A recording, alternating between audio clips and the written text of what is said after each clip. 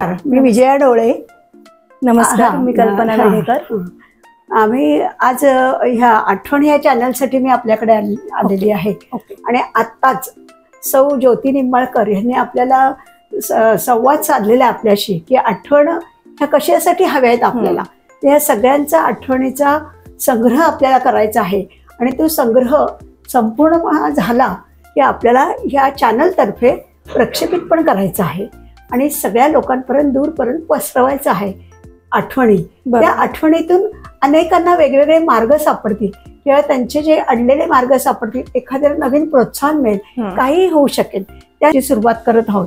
आणि कल्पना मॅडम, आपण आलात, तुमचे स्वागत आहे आमच्या चॅनलवर. धन्यवाद. तर आपण तुमच्या आयुष्यातल्या काही प्रसंग असतील ते आम्हाला अवश्य सांगावेत आणि आम्ही सर्वजण ऐकायला उत्सुक आहोत. नमस्कार, मी कल्पना मेढेकर, कोथरूडला राहते. आज आठवण चॅनलमध्ये माझी निवड केली याबद्दल मी तुमचे आभार मानते. धन्यवाद. आठवणी या खूप काही असतात, चांगल्याही असतात, वाईटही असतात. पण काही आठवणी या अशा असतात की ज्या आपल्या मनामध्ये घर करून राहतात. आणि अशा बऱ्याच आठवणी आहेत की मी आज तुमच्याबरोबर शेअर करणार आहे. अगदी छोट्या छोट्या गोष्टी असतात या की लहानपणी आजीच्या हातचा खाल्लेला गोळ आंबा किंवा कैरीची चटणी, आईनी दर शाळेत नेताना दर शनिवारी आणलेला खाऊ, किंवा परीक्षेला पास झाल्यानंतर मार्क किती का असेना कमी असले तरी पप्पांनी दर परीक्षेला आणलेले पेढे, किंवा मामीकडे मावशीकडे गेल्यानंतर केलेल्या गमती जमती. या आठवणी या कायमस्वरूपी असतात, या कधीच विसरल्या जात नाहीत. किंवा काकाकडे सुट्टीला राहायला गेल्यानंतर त्यांनी दिलेली सायसाखर ही अजूनही स्मरणात आहे. म्हणजे ती सायसाखर बघितले की त्याची आठवण येतेच. अशा या बऱ्याच छोट्या छोट्या गोष्टी असतात की ज्या आपण त्याच्यातनं आठवणीचा साठा करू शकतो त्याच्यामध्ये. बरोबर आहे. आणि त्याच्यामध्ये सुद्धा म्हणजे मी एक मोठी आठवण अशी एक शेअर करणार आहे. सांगा की माझं लग्न झालं होतं आणि लग्न झाल्यानंतर मी भोरला राहत होते तेव्हा, आणि भोर पुणे मी अपडाऊन करत होते एसटीने. तर मी सकाळी 6:30 वाजता निघायचे तेव्हा. तर 6:30 वाजता तेव्हा माझ्या सासूबाई माझ्या डबा करून द्यायच्या. 6:30च्या आत त्यांचा डबा झालेला असायचा, नाश्त्याचा डबा झालेला असायचा आणि जेवायचा, असा दोन्ही डबे ते द्यायच्या माझ्याबरोबर. नंतर सासरे एसटी स्टँडपर्यंत रोज सोडायला यायचे. ते मला एसटी मध्ये बसले की मग ते घरी यायचे. अशा म्हणजे या छोट्या छोट्या गोष्टी असतात की त्याच्यातनं आपल्याला मदत होते. किंवा माझ्या आईनी, आम्ही पुण्यात जेव्हा राहायला आलो तेव्हा माझ्या मुलींना सांभाळलं. बरोबर. की तिने तिची शाळेची नोकरी केली आणि माझ्या मुलींना सांभाळलं. हे पण एक आहेच आहे. म्हणजे किंवा माझी बहीण असू दे की मी इंटरव्ह्यूला गेले, राधिका, तर इंटरव्ह्यूला गेल्यानंतर ती आर्याला घेऊन यायची माझ्याबरोबर आणि माझं इंटरव्ह्यू पर्यंत ती सांभाळायची तिला. म्हणजे या सगळ्या लोकांमुळेच आज मी जी काही नोकरी करते या लोकांमुळेच करते. हे तर नक्कीच आहे. म्हणजे त्यांच्यासाठी मी कृतज्ञच आहे त्या बाबतीत. त्यामुळे काही त्याचं हे नाहीये. आणि एक अशी आठवण आहे की मी आज शेअर करणार आहे की 2004 साली माझी आजी एक्सपायर झाली होती. आईची आई का? हा, आईची आई. ती एक्सपायर झाली होती. आणि त्याच्यानंतर म्हणजे त्याच्यातनं थोडंसं बाहेर यायचं म्हणून आम्ही अक्कलकोट, तुळजापूर आणि गाणगापूर अशा हे केलेलं होते की एक जावं आपण तिथे आणि करावं, म्हणजे बाहेर पडावं या दृष्टीने. मग तेव्हा आम्ही टेम्पो ट्रॅव्हलर करून गेलो होतो. मग पहिलं तुळजापूर झालं, हे गाणगापूर झालं. मग रात्री अक्कलकोटला संध्याकाळी आम्ही निघालो तिकडे अक्कलकोटला जायला. तर गाडी ती आमची टेम्पो ट्रॅव्हलर सारखी बंद पडत होती. मग असं झालं की आता रात्रीची वेळ आहे, अक्कलकोटला पोचायचंय आणि आपण कसं म्हणजे त्याच्यात हे होणार, ही गाडी जर मध्येच बंद पडली तर कसं होणार, हा एक प्रश्न होता. पण मग निभावलं. मेंबर होते का सगळे? बरोबर. हो, सगळे होते. म्हणजे माझे असे सगळं मिळून आम्ही जवळ एक 15-20 जण गेलो होतो. आणि मग त्याच्यानंतर मग अक्कलकोटला आम्हाला पोहोचायला 10-10:30 झाले रात्रीचे. हो. आणि मग तेव्हा तर अजिबात गाडी बंद पडली नाही ती तेवढ्या ह्याच्यामध्ये.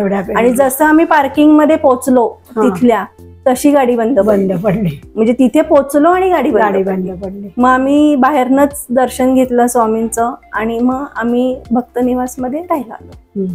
मग त्याच्यानंतर तेव्हा माझी मुलगी आर्या अगदी 1 वर्षाची होती, म्हणजे 1 वर्ष झालेलं होतं तिला. आणि तेव्हा ती बाटलीमध्ये दूध घेतलं होतं तिला पिण्यासाठी. तर मग रात्री 1-1:30 वाजता उठली ती की दूध प्यायचंय म्हणून. बघितलं तर बाटलीतलं दूध नसलेलं होतं. मग आता कसं करणार. मग माझे बाबा आणि मिस्टर 2 जण गेले आणि म्हणजे शोधलं तिथे कुठे आहे का, दुकान कुठलं आहे का उघडं असं.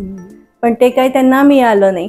मग त्यांनी तिथल्या वॉचमनला विचारलं की इथे आहे का दूध, कुठलं आहे का इथे, एखादं मिळेल का दुकान, घर आहे का, घर आहे का किंवा काही मिळेल का असं.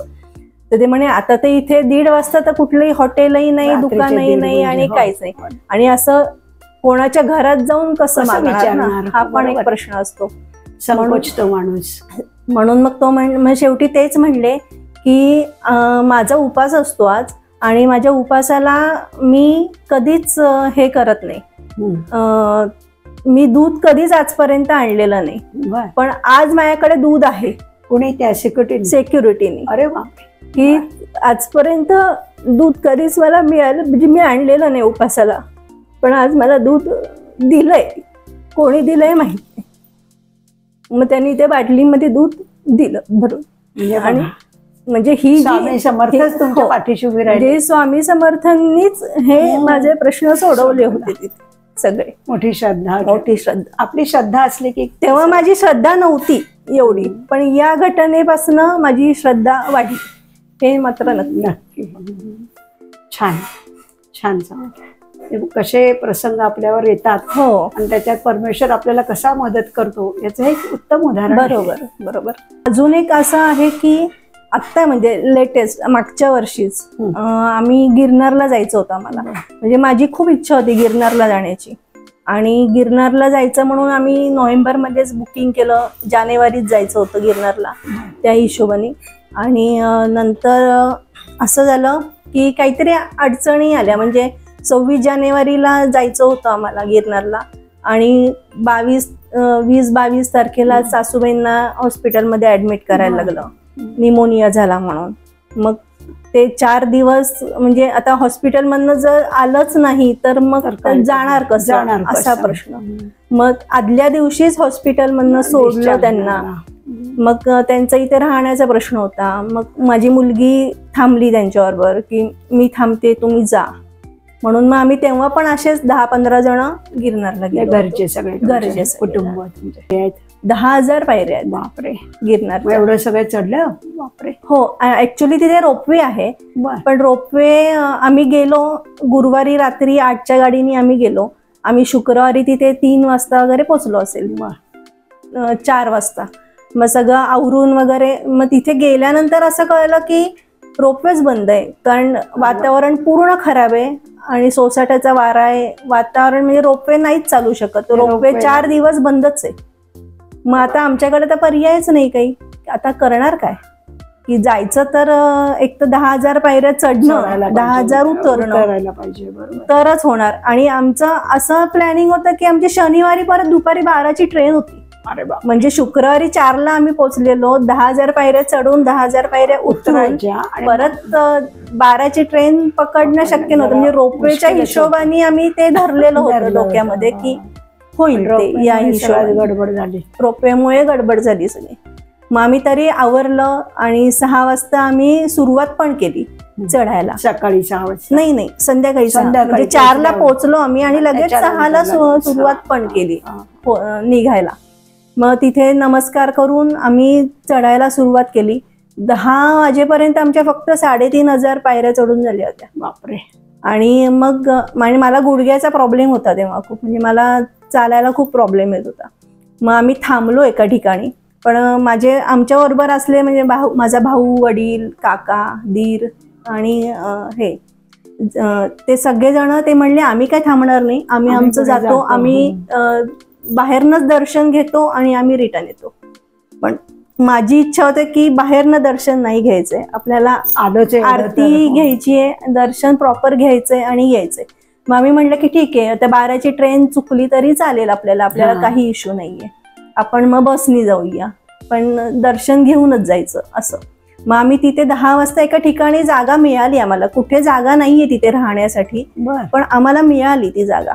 आणि मग आम्ही तिथे थांबलो 10 ते 3, मग जरा आराम केला आणि मग 3 वाजता परत चढायला सुरुवात केली. पण ते 10 ते 3 मध्ये मी तेवढी विनवणी केली दत्त महाराजांना की मला तुमचं दर्शन घ्यायचंय आणि मला दर्शन घेऊनच जायचंय, माझी गाडी गेली तरी चालेल, मला काही प्रॉब्लेम नाही, आणि तुम्हीच या संकटातनं आम्हाला मार्ग दाखवा. म्हणजे एकतर आमची गाडी पण आम्हाला मिळू दे, तुमचं दर्शन पण होऊ दे, म्हणजे जे आम्ही ठरवलंय त्याच्याप्रमाणे सगळं होऊ दे असं. मग त्याच्यानुसार मग आम्ही 3ला चढायला सुरुवात केली. 5000 पायऱ्या आम्ही 4:30 पावणे 5ला आम्ही 5000 पायऱ्यांवर होतो. तेव्हा हे जे आधी 10 वाजता गेलेले होते सगळे चढून, ते सगळे उतरून येत होते. बापरे. म्हणजे तिथे आमची 5000 पायऱ्यांवर त्यांची आणि आमची भेट झाली. मग ते खाली उतरले, ते म्हणले आम्ही जातो खाली, तुम्ही जा. मग आम्हाला तिथे पोहोचायला 5-5:30 झाले वरती. तो मग त्यांची आरती आणि त्यांची पहिली पूजा आणि हे सगळं करून मिळालं तुम्हाला. हो, मग पहिली त्यांची पूजा होईपर्यंत ते मंदिर आतमध्ये येऊन नाही देत. मग ते होईपर्यंत 6-6:15 झालेले होते. मग 6:15 झाल्यानंतर मग आम्ही दर्शन घेतलं, आरती घेतली, दर्शन घेतलं आणि मग आम्ही खाली आलो. पण मग खाली येऊपर्यंत म्हणजे मंदिरातनं थोडंसं खाली येऊपर्यंत आम्हाला 7 वाजले होते. मग म्हणलं आता परत हे 5000 पायऱ्या उतरायच्या आणि पुढच्या 5000 उतरायच्या, कारण 5000च्या पुढे रोपवे आहे. 5000 तर तुम्हाला उतरायच्याच आहे. मग रोपवेला मग तोपर्यंत रोपवे बंदच होता तेव्हा. मग तेव्हा त्यांनी असं सांगितलं की मग तेवढ्यात आम्ही उतरतच होतो हळूहळू. म्हणलं जाऊ दे, आता जे असेल ते असेल, आता दर्शन तर झालंय आपलं, आता काही हे नाही. त्याच्यामध्ये धीराचा फोन आला की बहुतेक रोपवे चालू होतोय, ट्रायल चाललेली आहे. आणि मग आम्ही 5000 पायऱ्या उतरेपर्यंत रोपवे सुरू पण झाला होता आणि आम्ही काही मिनिटांमध्ये आम्ही 5000 पायऱ्या खाली आलो पूर्ण. हो, म्हणजे मला गाडी पण मिळाली असेल आणि आम्हाला व्यवस्थित गाडी. आम्ही 10 वाजता आम्ही आमच्या ह्याच्यात होतो, आश्रमामध्ये जिथे राहिलो होतो तिथे आम्ही 10 वाजता होतो. म्हणजे इव्हन 5-10 मिनिटांमध्ये आम्ही 12 वाजता 2 तास आधी पोहोचलो. आणि मग आम्ही पोहोचलो आणि मग ही सगळी लोक जी चालत आली होती पायऱ्यांनी, ती नंतर पोहोचली 11 वाजता. आणि रोपवेमुळे तुम्ही आधी. हो, पण त्याच्यामध्ये पण माझ्या पप्पा, माझे काका, म्हणजे त्यांचं वय आता 67 असं या वयामध्ये आहेत. ते पूर्ण 10,000 पायऱ्या चढले, 10,000 उतरले, तेवढ्याच ह्यानी. म्हणजे त्यांची तेवढी त्यांची कॅपॅसिटी होती. आणि शेवटी त्यांनी दत्त महाराजांनीच करून घेतलं, बाकी कोणीच नाही करू शकत. म्हणजे तुमची श्रद्धा असेल ना तर काही नाही, म्हणजे काहीच नाही. तुम्ही म्हणाल्याप्रमाणे तिथे जाऊन दर्शन घेऊन आरती घेऊन आम्ही गाडी पण गाठली, की जे शक्यच नव्हतं. म्हणजे अशक्य होतं ते शक्य झालेलं आहे सगळं. तुमची श्रद्धा पाहिजे, श्रद्धा असेल तर काही होऊ शकतं. श्रद्धा माझ्या कायम मी ठेवलेल्याच आहेत. म्हणजे मी त्याच्यावर फेसबुकवर लेख सुद्धा लिहिलेले आहेत सगळे. ज्यांची श्रद्धा आहे त्यांना कसा मार्ग मिळतो आणि साक्षात परमेश्वर तुमच्याकडनं कसं करून घेतो हे खूप महत्वाचं आहे. हे या तुमच्या दोन्ही प्रसंगातून दिसून येतं. खरंच खूप खूप आभार. आणि स्वामी समर्थ आणि दत्त महाराजांचे खूप खूप आभार. धन्यवाद.